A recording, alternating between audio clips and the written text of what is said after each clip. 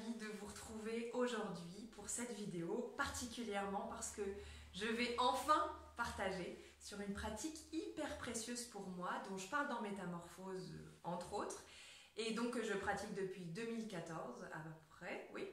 Et cette pratique, c'est la biodanza. La biodanza est Marie-Pierre, qui est on va dire, la facilitatrice des cours que je suis déjà depuis une année et demie là, avec toi. Est-ce que tu peux nous dire et me dire comment tu en es venue à la biodanse? Moi, personnellement. Oui. Comment tu en es venue à vouloir faire ça et être facilitatrice? Alors, moi, c'est un chemin particulier où j'ai fait pendant très longtemps tout un travail thérapeutique, en passant par la psychanalyse pendant 4 ans, 2 fois par semaine, en passant par l'analyse transactionnelle, la PNL, plein de choses au niveau du mental, parce que je sentais, depuis l'âge de 25 ans, j'avais eu une crise existentielle et je sentais qu'il y avait vraiment quelque chose en moi qui avait besoin de s'exprimer. Et donc j'ai fait tout un chemin, voilà, un peu comme ça. Et puis je suis partie aux Antilles, je suis partie vivre aux Antilles pendant une année. Et là-bas, il y a eu un tournant dans ma vie. J'ai pressenti que tout ce qui était de l'ordre du mental n'allait pas me livrer ce qui était à l'intérieur de moi plus profond. Et à l'époque, j'ai rencontré la méditation là-bas, j'ai rencontré des personnes qui étaient vraiment axées sur toutes ces choses plus corporelles, développement mais personnel mais dans le corporel, alors que moi je faisais beaucoup dans le mental. Et puis j'ai rencontré une femme qui faisait le tarot de Marseille, et j'ai fait un stage comme ça avec elle, et qui m'a dit, il y a dans votre thème à vous une ouverture qui se fait maintenant, donc c'était au mois de juin, en 2004. Et vous avez à faire quelque chose autour de la musique, de la sagesse, parfois orale. Et je ne connaissais pas du tout la biodanza, alors que je suis de formation de professeur d'espagnol, et donc c'est une origine hispanique et latino-américaine, mais je ne connaissais pas du tout.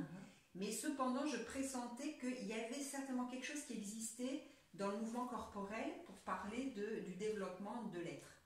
Et puis, donc, c'est resté en mémoire, et en octobre j'ai rencontré la biodanza, mais par hasard j'ai ouvert le sortir à l'époque de Lille, cours de biodanza, le thème je ne sais plus ce que c'était, je vais le découvrir, et là quand j'ai vu la facilitatrice de l'époque qui était Dominique, j'ai dit mais c'est ça que je veux faire, ça m'a parlé mais tout de suite en tant que après faire un travail, moi donner ces cours là. Et donc j'ai fait mes cours hebdomadaires avec elle, après elle a ouvert une école, donc je me suis inscrite à l'école. Et puis ensuite, j'ai ouvert mes propres groupes. Là, ça fait combien d'années que tu... 10 ans. 10 ans que tu as fait 10 ans. Bah déjà, je suis ravie de t'avoir posé cette question parce que j'adore cette histoire. Enfin, je trouve ça merveilleux comme la vie a semé sur ce parcours. Un peu tout ce qu'il fallait pour que tu vois. Donc, je remercie qu'elle ait semé et que toi, tu aies vu les signes parce que sinon, tu ne serais pas la facilitatrice. Et alors, moi, j'ai vécu donc depuis 4 ans des choses absolument... phénoménal. La biodanza m'a accompagnée dans des moments très concrets où je voulais démissionner, où je ne sentais pas. Et alors là, en même temps, le cocon du groupe, parce que ça se pratique en groupe, le cocon du groupe et en même temps les passages à l'action, oser, etc. dans la danse m'ont permis d'être complètement accompagnée là-dedans. Est-ce que... tu peux dire de quelle manière en fait on arrive peut-être à ressentir ça. En tout cas, ça c'est mon ressenti, tu vois, en tant que je me suis sentie soutenue par ce groupe. Est-ce que toi tu peux dire ce que contient la biodanza qui fait peut-être que c'est vraiment un processus et que c'est quelque chose comme ça, moi, qui m'a accompagnée, qui m'accompagne encore? Alors, ce qui me vient là, c'est que à l'image du fœtus qui est dans l'utérus et qui est un endroit de croissance pour l'utérus, pour créer l'être, la biodanza, un groupe de biodanza, c'est une matrice de transformation. Et il n'y a pas de biodanza sans groupe. Et donc le groupe va former une matrice, et dans cette matrice de sécurité, de bienveillance, de non-jugement, de tendresse, d'humanité, à l'intérieur de cette matrice, comme un nouvel utérus, chaque individu peut aller trouver les écofacteurs nécessaires, positifs, pour aller dans son développement. Oui, bah, je crois que c'est les mots exactement, en tout cas de ton point de vue, qui correspondent à mon point de vue en tant que pratiquante, je ne sais pas comment on appelle, biodanseur. Oui, j'allais dire, je ne sais plus comment on les appelle. Alors, est-ce que tu peux nous dire, là, parce que évidemment on attise la curiosité, concrètement, qu'est-ce que c'est, combien de temps ça dure, enfin, En tout cas, à quoi ça ressemble? Parce qu'il y a un terme particulier, le terme de vivencia. Oui. Alors, est-ce que tu peux mettre quelques mots pour expliquer Alors, concrètement, ça se passe de façon hebdomadaire. Donc, c'est toutes les semaines. C'est comme l'homéopathie, ça fonctionne bien dans la régularité parce qu'on ne se transforme pas comme ça. C'est pas violent, c'est pas une technique violente, c'est une technique douce qui ouvre petit à petit les défenses et les résistances. Donc, au fur et à mesure, on apprivoise toutes nos fermetures, tous nos pardons qui s'ouvrent et qui se mettent à la lumière. Concrètement, ça se passe pendant 2 heures, 2 heures et demie à peu près. Il y a un temps de parole où pendant 20 minutes, les participants vont exprimer ce qu'ils ont envie de s'exprimer par rapport à ce qu'ils ont vécu la semaine précédente, sur la séance, sur la pratique, en toute liberté et vraiment en parlant de ce que j'ai ressenti. Donc ils apprennent à exprimer, on apprend à écouter une personne avec son cœur. Et ensuite, on se met dans un mouvement dansé. Et la vivencia, donc la séance s'appelle une vivencia parce que c'est aller toucher quelque chose qui se passe ici et maintenant et ne pas être dans la réflexion de qui je suis. C'est pas comment je vis et c'est pas réfléchir sur sa vie, c'est je vis intensément ici et maintenant quelque chose. Et le facilitateur met en place tout un processus pendant la vivencia, il met du temps à préparer sa séance. Rien n'est fait au hasard, tout est bien orchestré, et avec les musiques et avec les exercices. Ça va suivre complètement la dynamique du vivant, avec une courbe qui va monter en vitalité, qui va activer le sympathique, système nerveux de l'activation.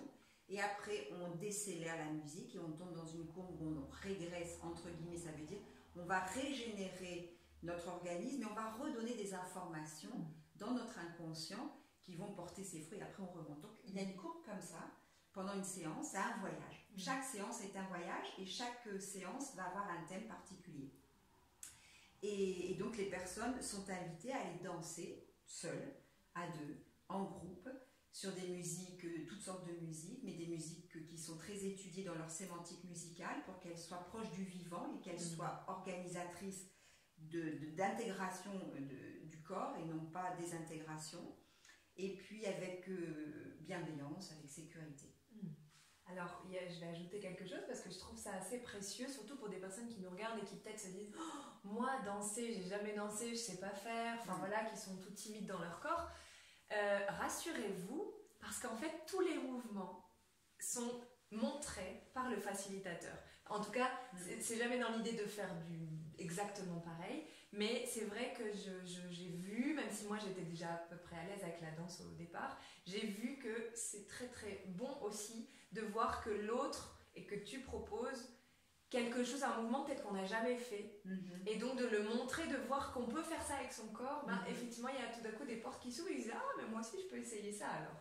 Et donc voilà, en tout cas il y a ça aussi qui se passe dans les vivencia, on n'est pas juste lâché sur la musique, et c'est vraiment, à chaque musique en fait c'est entrecoupé de petites explications, puis j'aime beaucoup, parce que pour moi en tant que personne et en tant justement toute ton expérience de vie, fait que tu viens nous semer en plus des graines vraiment d'ouverture de conscience. Comment tu vis ça aujourd'hui? Pour toi c'est quoi en fait? Est-ce que c'est un métier? Est-ce que c'est un mode de vie? Est-ce que finalement après 10 ans Moi aujourd'hui dans ma vie, j'ai eu pendant très longtemps un écart entre la biodanza et puis ma vie.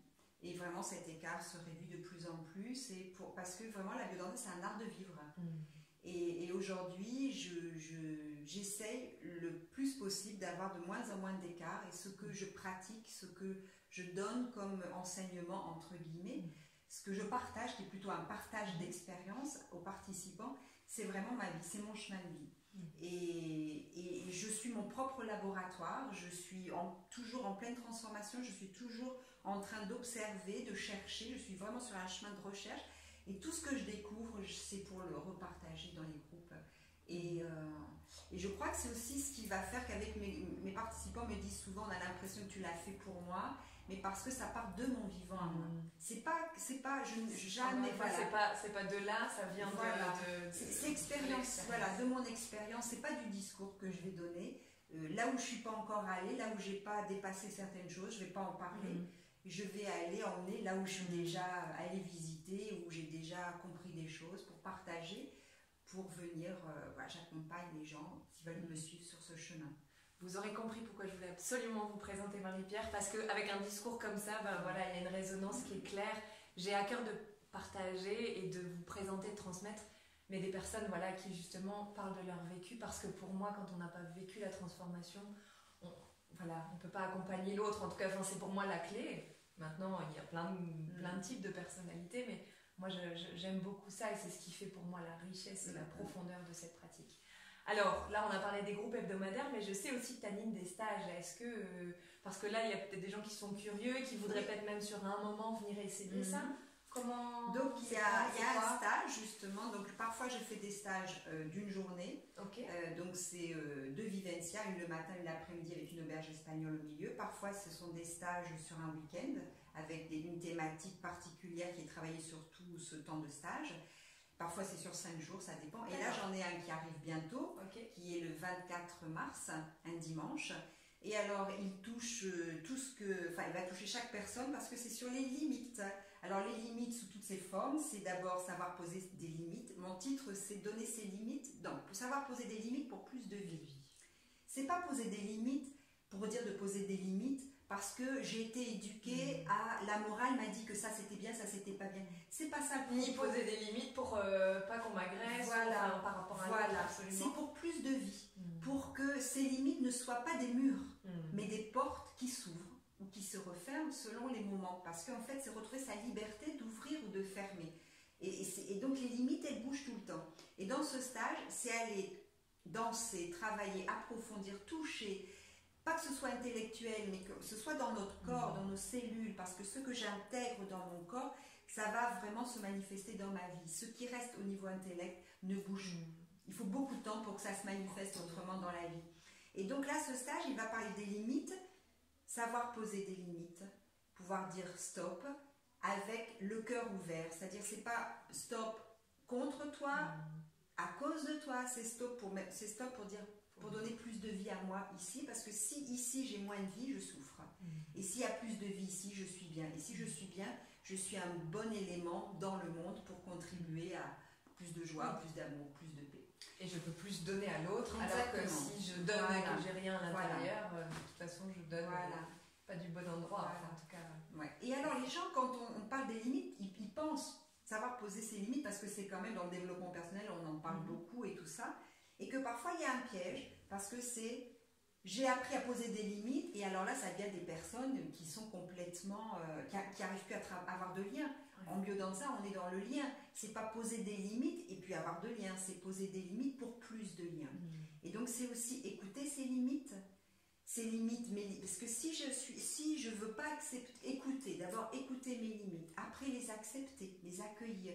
Si je n'observe pas en moi qu'à tel instant j'ai des limites et je les accepte, et c'est parce que je les accepte que je veux dire, tu vois là, je voudrais bien mais je peux point. C'est ça en fait, c'est je voudrais vraiment contribuer à... Mais en fonction de ce qui se passe là aujourd'hui, pour moi, c'est vraiment pas possible. Et c'est d'avoir le courage. Mais je ne peux pas te dire stop si d'abord j'ai pas été regardée à l'intérieur. Donc il y a déjà un travail ici.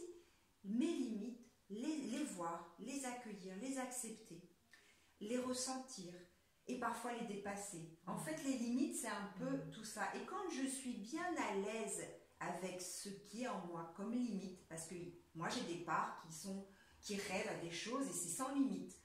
Mais alors ça peut être dangereux parce qu'il y a une réalité aussi qui a des limites. Et donc j'ai une part qui rêve énormément, et parfois elle peut m'emmener, elle me déconnecte de la réalité. Donc en se connectant aussi à des limites, elle revient aussi dans une réalité humaine, avec un corps qui a besoin de repos parfois, qui peut être malade, qui peut être fatigué, qui peut être en joie, qui peut être en tristesse, un corps qui est vivant. Et c'est reconnaître ce mouvement du corps, c'est retrouver notre humanité aussi. Parce que parfois, dans le développement personnel, ou même le développement spirituel, on peut être tellement branché sur l'illimité qu'on en oublie qu'on est aussi terrien.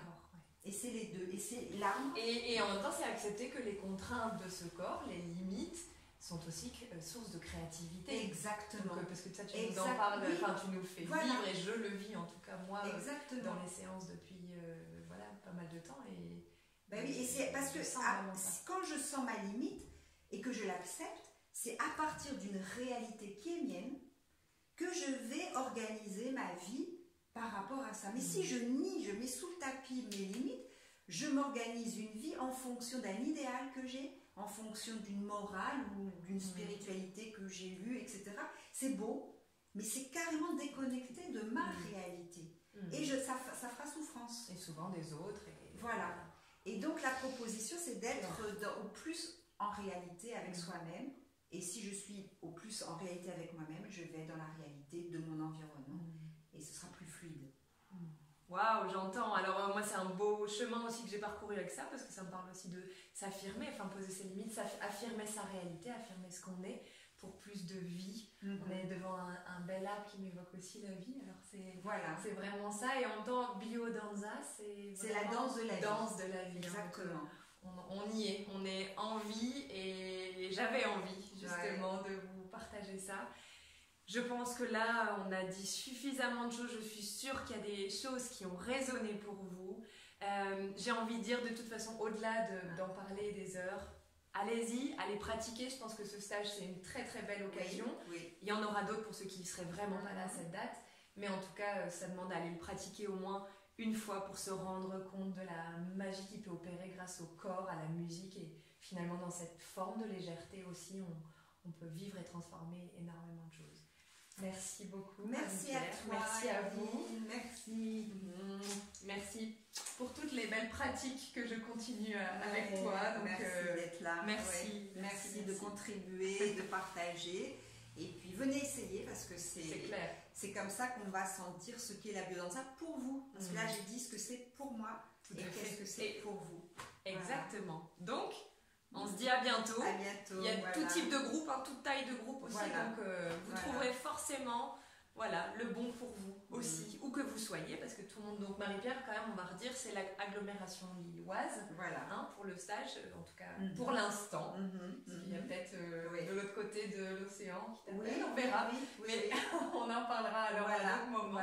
Voilà. Et si vous vivez dans d'autres régions de France, eh bien, allez fouiller aussi et allez écouter votre intuition. S'il y a tout d'un coup un nom qui vient à vous, un visage qui vous paraît chouette et souriant, enfin en tout cas avec l'énergie qui vous parle, allez essayer. Voilà, super. À bientôt. Au revoir.